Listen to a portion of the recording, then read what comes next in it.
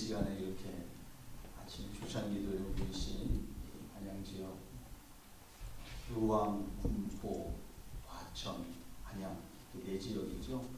여러분 한 분 한 분 하나님의 은혜와 축복이 함께 하시길 간절히 축원드립니다.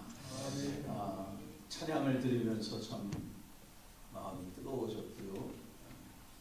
개인적으로는 초창기도에 이제 두 번째 제가 오게 되는데, 사실은 여러분들 어떻게 생각하실지 모르지만 목사에게도 이 외부에 나와서 설교하는 게 굉장히 조심스럽습니다.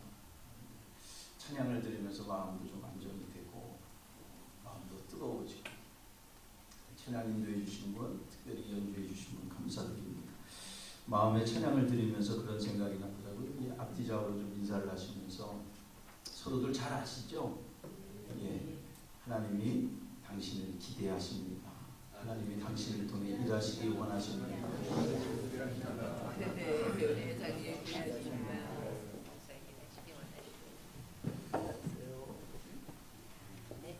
예, 하나님이 여러분들을 기대하고 계시고 하나님이 여러분들을 통해 일하시기 원하십니다. 2020년 한 해 동안 여러분들의 삶의 각 분야에서 최선을 다하셔서 하나님의 기쁨이 되고 영광을 돌리는 그런 삶을 사시길 원하고요. 그리고 이 초창기도의 모임도 올 한 해 동안 더 풍성하고 더 깊어지고 더 새로워지실 수 있길 주님의 이름으로 다시 한번 간절히 축원드립니다. 제가 교회에서 굉장히 설교를 길게 하는 목사가 나오면 사실 조심스럽습니다. 우리가 히브리서 11장을 읽었는데요. 여러분들 다 아시는 대로 히브리서 11장을 믿음장이라고 그러죠. 그래서 믿음이라고 하는 단어가 굉장히 많이 나옵니다. 22번 나오고요. 제가 틀렸는지 한번 여러분들 세보시면 좋을 것 같아요. 그리고 믿음으로 라고 하는 표현, 영어로는 by faith 라고 하는 표현이 18번 나옵니다. 그래서 보통 히브리서 11장 전체는 믿음에 관한 것입니다. 짧은 한 장이지만 서론, 본론, 결론을 다 가지고 있어요. 그래서 서론이 1절과 2절입니다. 그래서 서론에서는 믿음의 정의를 내려요. 그리고 본론이 오늘 읽은 말씀 13절로 16절이 히브리서 11장의 본론입니다. 여기서는 믿음의 동기라고 그럴까? 또는 믿음의 이유라고 그럴까? 왜 믿는가? 저들이 어떻게 그런 믿음을 가지게 되었는가? 라고 하는 부분을 이 본론에서 다루고요. 그리고 마지막 결론 부분이 32절부터 40절까지가 결론입니다. 믿음의 보상 또는 그러한 믿음에 대한 축복의 이야기를 다룹니다. 근데 재밌는 것은 서론과 본론 사이에, 그리고 본론과 결론 사이에 사람들이 등장해요. 5명, 6명, 6명 이런 명단들이 등장합니다. 그래서 그 믿음의 예증으로서의 이러이러한 사람들은 이렇게 믿음의 삶을 살았다. 그런 것들을 보여주기 위해서 서론과 본론 사이에, 본론과 결론 사이에 사람들이 등장합니다. 그런 구조를 가지고 있는 11장 중에서 본론의 말씀을 읽었고요. 다 얘기하자면 길기 때문에 오늘 저는 16절의 말씀을 좀 집중적으로 보려고 합니다. 어느 날 책을 읽다가 그 책에서 이 말씀을 다루는데, 그 책의 제목 구속사와 설교라고 하는 아주 작은 책자였는데, 그 책을 읽으면서 이 본문을 다루는데 새롭게 와닿았습니다. 16절 다시 볼까요? 저희가 이제는 더 나은 본향을 사모하니 곧 하늘에 있는 것이다. 그러므로 여기서부터가 중요합니다. 하나님이 저희 하나님이다. 여기서 저희는 앞에 말씀드린 수많은 사람들이 등장하잖아요. 그들이 하나님이라 일컬음 받으심을 부끄러워 아니하시고, 하나님이 그 앞에 나왔던 그런 사람들이 하나님을 향하여 하나님 또는 하나님 아버지라고 부를 때 하나님이 부끄러워하지 않으셨다. 그 말씀입니다. 저희를 위하여 한 성을 예비하셨느니라. 영어 성경에 보게 되면 16절이 therefore 그렇게 시작합니다. 그러므로 믿음의 영웅들, 앞에서 다루고 있는 믿음의 영웅들이 보여주는 놀라운 믿음의 모습들 전체를 갖는 거예요. 그러므로 하나님이 저들이 하나님을 향하여 하나님이라고 부를 때 조금도 부끄러워하지 아니하셨다. 다른 말로 바꾸면 하나님은 믿음의 영웅들이 보여준 믿음의 놀라운 헌신으로 인해서 그들이 하나님을 향하여 나의 하나님이라고 부를 때 부끄러워하지 아니하실 뿐만 아니라 오히려 기쁘게 여기시고 자랑스럽게 여기셨다. 그런 의미거든요. 그런데 제가 그 책을 읽다가 이런 의문점이 들었습니다. 그 앞에 등장하는 수많은 사람들이 있는데 정말로 그들에게는 조금도 부끄러웠던 과거가 없었을까? 약점이 없었을까? 단점이 없었을까? 실수는 없었을까? 아니, 하나님이 그토록 싫어하시는 불신앙적인 죄는 없었을까? 대답은 아니라는 거죠. 저들의 지나온 과거의 면면들을 살펴보면 너무나도 인간적인 약점과 부끄러웠던 과거들이 많이 보입니다. 일일이 등장하는 사람들을 다 살펴볼 수 없고요. 그래서 남자 대표 1명, 여자 대표 1명을 살펴보려고 해요. 남자 대표는 누굴까요? 그래도 한번 아브라함을 살펴보죠. 다 아시는 내용입니다. 내 본토 친척 아비집을 떠나라 그랬어요. 떠났죠.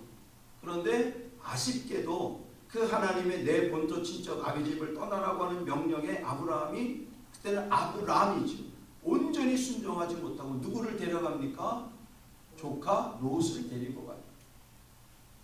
자기 동생의 아들, 자기 동생이 일찍 죽었거든요. 그래서 너무 안쓰러워서 그 조카 롯을 내버려 두지 못하고 데리고 갑니다. 그런데 이 조카 롯이 사사건건 그야말로 사건을 치죠. 애물단지 노릇을 합니다. 그게 사실은 아브라함에게 있어서의 중요한 영적인 걸림돌 노릇을 합니다. 온전히 순종하지 못했던 아브라함의 과거를 봅니다. 그런가 하면 하나님이 아브라함에게 내 몸에서 태어날 아들을 통해서 믿음의 대를 이어가리라 분명히 말씀했음에도 불구하고 그 하나님의 언약의 말씀을 신뢰하지 못하고, 첫 번째는 자기의 신뢰하는 몸종이었던 엘리에셀을 통해서 대를 이어가려고 하고, 나중에 뭐 사라의 책임이 있긴 하지만 몸종이었던 사라의 몸종이었던 하갈을 통해서 이스마엘이라고 하는 아들을 낳아. 그래서 그 아들을 통해서 대를 이어가려고 합니다. 다 불신앙입니다. 하나님의 언약은 내 몸에서 날 자, 너와 사라 사이에서 낳을 아들을 통해서 대를 이어가리라 말씀했지만 아브라함이 신뢰하지 못했던 게 나이가 점점 들어가니까.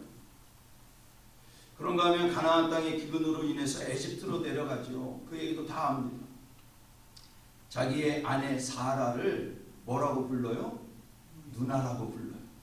그러면서 사라가 잘못되더라도 나만은 좀 살아보겠다. 만약에 제가 여자인데 내 남편이 그런 짓을 한다면 그 남편하고 요즘식으로 이혼할지도 모르지. 어떻게 내 남편이 그럴 수 있나. 자기 한번 살아보겠다. 파렴치한 모습이고요. 비겁한 모습입니다. 뭐 이렇게 추적해 보자면 뭐 다른 사람들도 한도 끝도 없겠죠. 여자 대표는 쭉 내려가시다 보면 31절에 라합이라고 하는 여자가 나옵니다. 이스라엘 백성들이 요단강을 건너 여리고 땅에 들어갈 때 그 이전에 정탐꾼을 보내죠.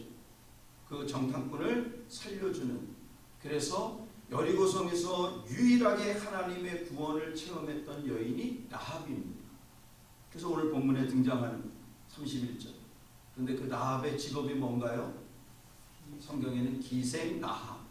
근데 히브리어 원문을 보게 되면 그를 이렇게 지칭합니다. 이샤 조나. 이샤는 여자라는 뜻이고요. 조나는 매춘을 직업으로 하는 사람이라는 뜻이. 매춘녀예요. 그냥 술만 파는 기생이 아니에요. 몸도 파는 유명한 여리고성의 매춘부예요. 근데 어찌됐든 이스라엘 백성들이 파견한 정탐꾼을 살려주어서 구원받은 하나님의 백성이 되죠. 그리고 정탐꾼과 서로 표시를 하죠.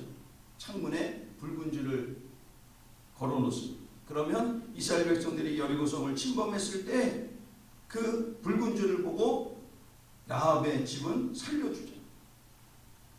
이것을 조금 우리식으로 요즘식으로 바꾸면 이런 거예요. 여전히 술을 팝니다. 여전히 수많은 남정대들이 드나들어요. 여전히 매춘업인 성행합니다.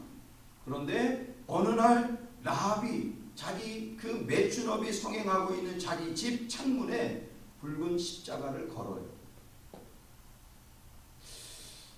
만약에 지금 현재 오늘날 그 사건이 벌어졌다면 교회는 과연 아니면 주변의 성도들은 어떤 반응을 보였을까? 야, 세상이 망조다, 말세다. 말세니까 저 기생집에 매춘업을 하는 라합의 집에 십자가가 걸렸지. 그래서 분노하고, 그러나 그냥 분노로 끝낼 수 있어요. 또 한 부류의 사람들은 적극적으로 나서서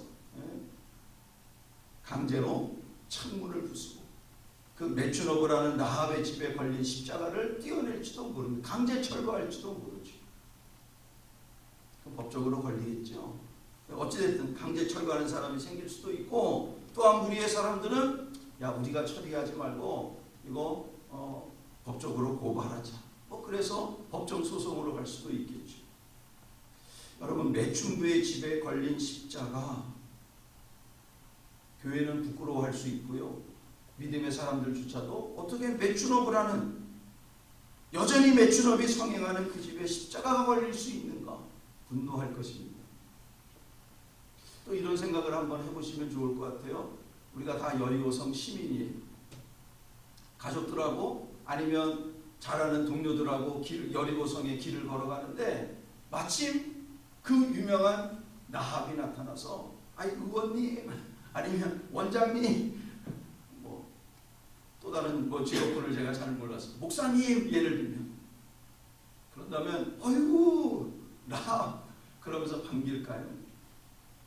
대부분의 반응은 부끄러워 여길 거예요.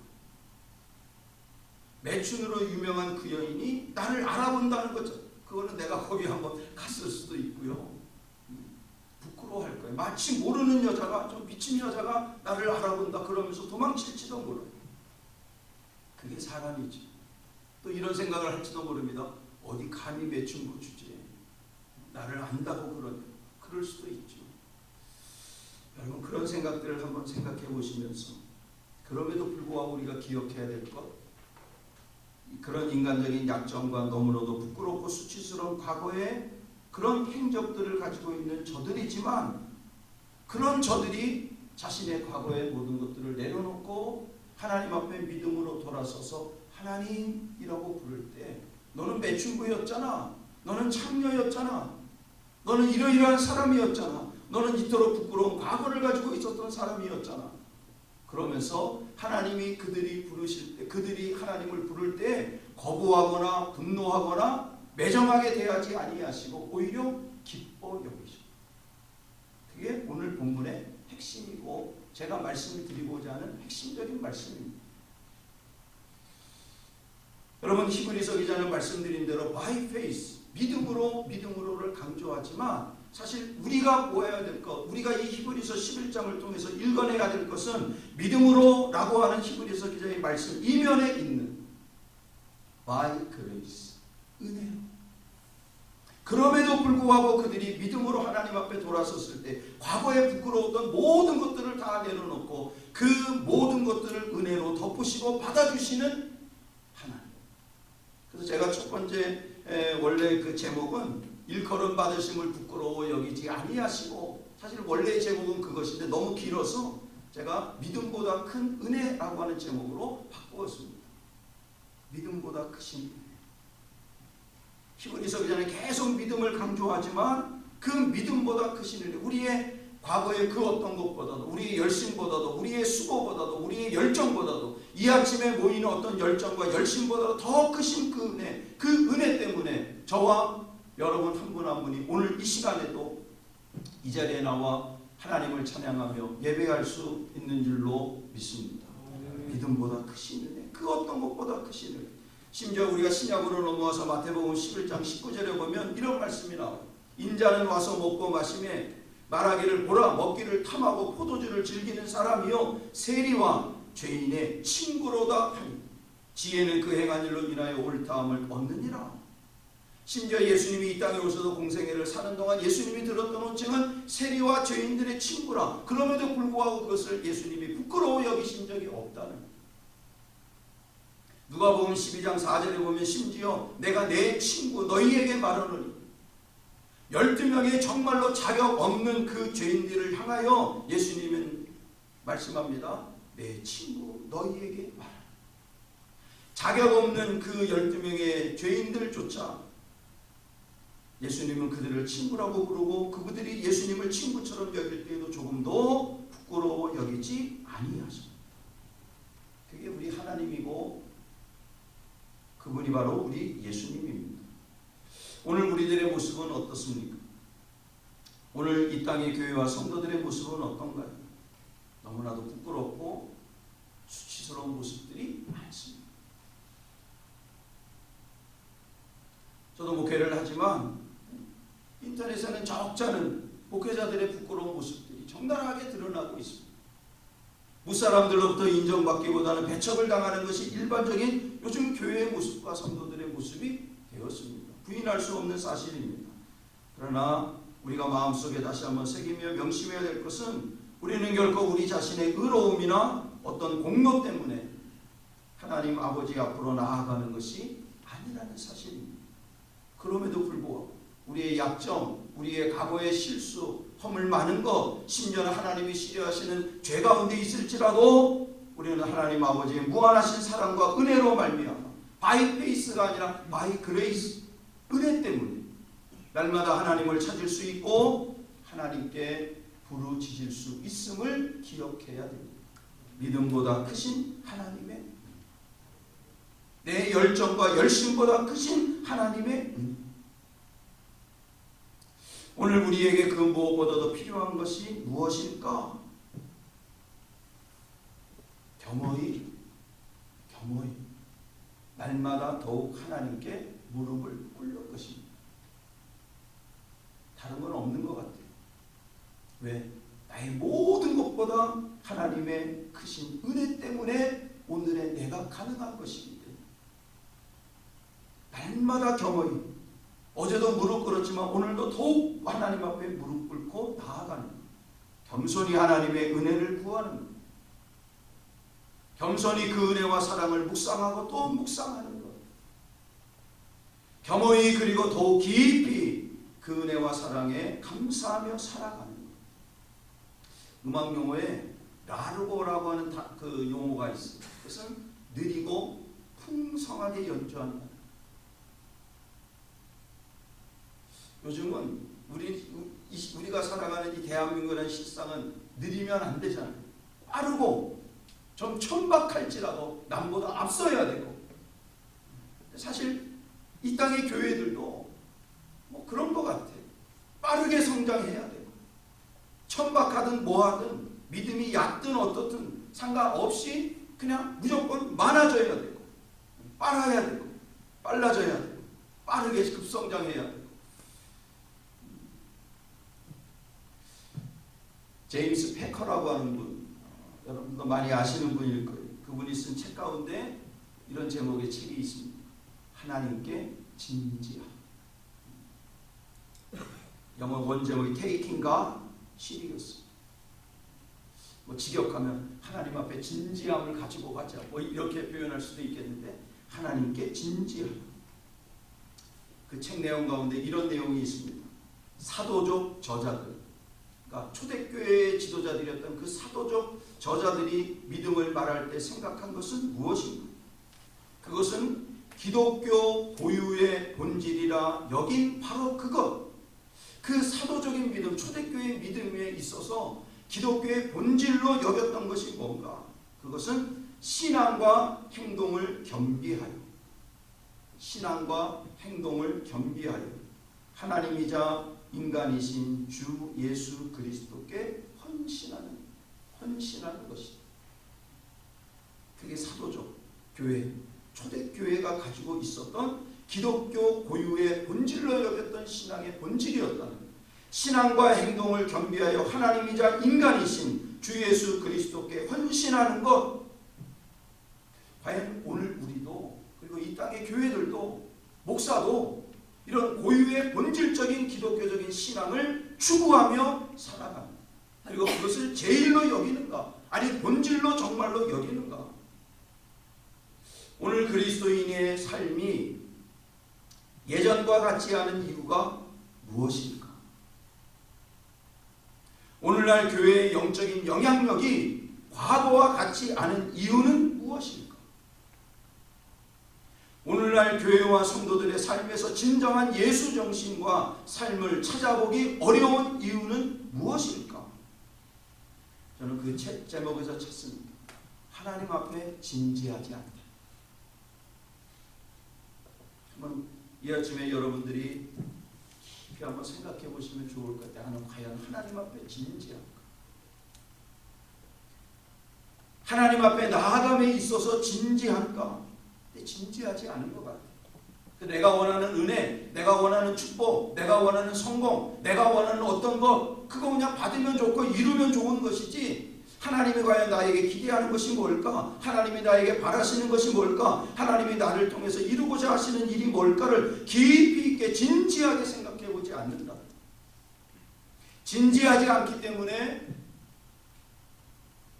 여러분들은 어떻게 생각하실지 모르지만 진지하지 않기, 하나님 앞에 진지하지 않기 때문에 교회도 목사도 대부분의 성도들도 하나님과 사람 앞에 겸손하지 않습니다. 야, 우리 교회 이만하다.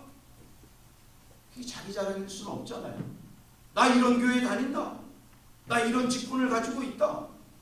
그게 자랑일 수 없잖아요. 공로도 아닙니다. 하나님 앞에 진지하지 않기 때문에, 내게 주어진 직분과 사명에 그 무게감에 진지하지 않기 때문에 교만할 수밖에 없는 거예요. 교회의 크기로, 내 성공의 잣대로, 아니면 세상의 지위와 명예로, 내가 믿음의 삶을 살고 있으면서도 그리스도인이라고 하는 이름으로 불리면서도 하나님 앞에 진지하지 않기 때문에 겸손하지 않아요. 그렇기 때문에 부끄럽고 수치스러운 모습들이 많아지는 겁니다. 점점.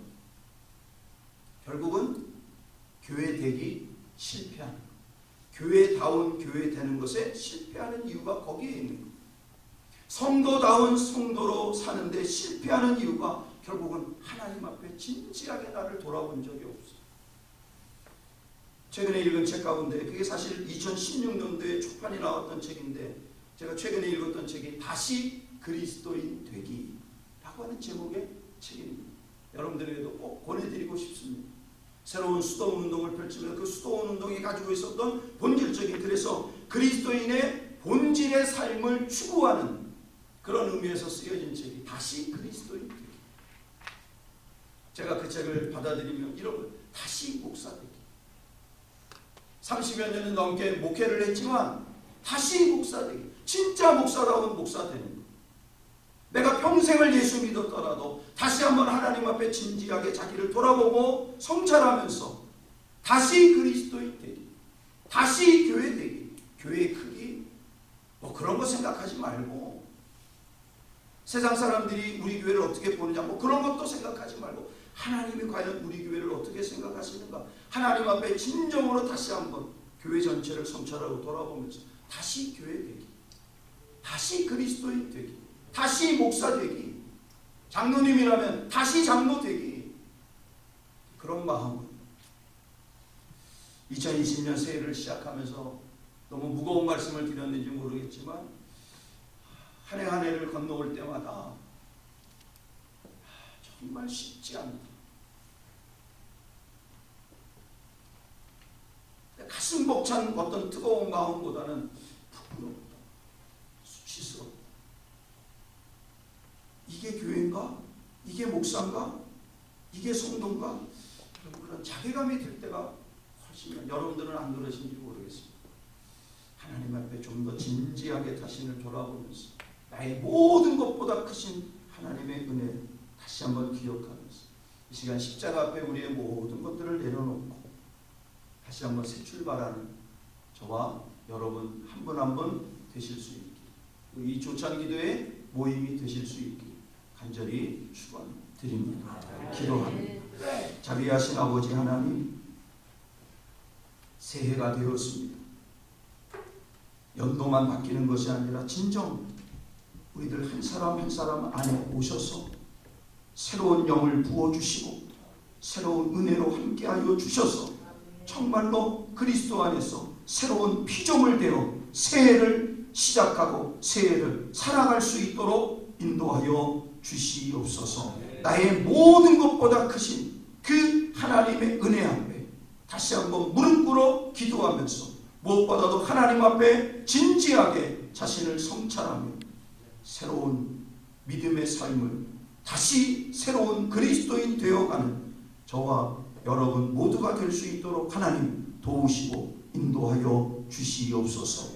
내 지역에 모이는 이 조찬 기도회도 2020년을 기점으로 정말 새로운 은혜와 능력 가운데 함께하여 주셔서 하나님이 기뻐하시고 하나님이 영광만 받으시는 정말로 아름다운 모임이 될 수 있도록 하나님 함께하여 주시옵소서. 감사하며 예수님의 이름으로 간절히 기도하옵나이다. 아멘.